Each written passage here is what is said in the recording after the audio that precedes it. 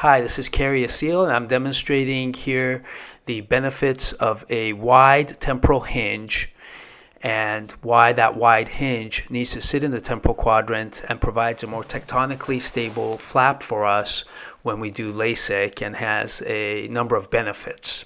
So as we've created the flap and we reflect it back, we notice that the hinge is quite wide, and now the ablation, of course, occurring in the horizontal stays off of the hinge as well. The entire projected reticle is falling onto stromal bed, both 9 millimeters in the vertical and 9 millimeters in the horizontal. And this is because we created the flap in an elliptical fashion, wider in the horizontal than the vertical. So it's an elliptical flap in the temporal quadrant-based hinge and a very wide hinge. These provide us a myriad of benefits. The wide hinge here about 65 degrees. The OBL layer, you notice, is outside of the pupil, even though there's no pocket there. The absence of a pocket is afforded by the fact that the hinge was far from the pupil, and the absence of that pocket enables us to spare the long ciliary nerves and thereby end up, we think, with less dry eye, because the temporal long ciliary nerves are all spared. Only the nasal ones are cut by the creation of the flap. And the fact that the flap is tectonically stable here is demonstrated by putting a drop of pret forte onto the cornea, and we see that the gutters don't light up whatsoever anywhere with the pret forte.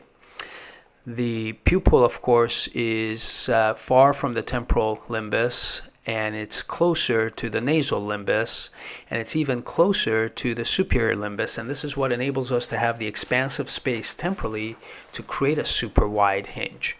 And by creating that super wide hinge and having it far from the pupil, we believe that we benefit in multiple ways.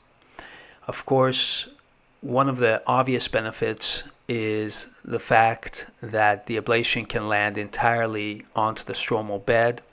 Other benefits are that the wide hinge makes the flap more tectonically stable, so we see less incidence of epithelial ingrowth, less incidence of microstria or slipped flaps, and also the temporal zone is the only zone of the eye where there's no bony prominences. There's not the brow ridge or the nasal ridge or the maxillary ridge, and so that's the zone that's most accessible for trauma, and this helps to protect it in that way as well. So we've noticed, we think, some less dry eye in these patients, and also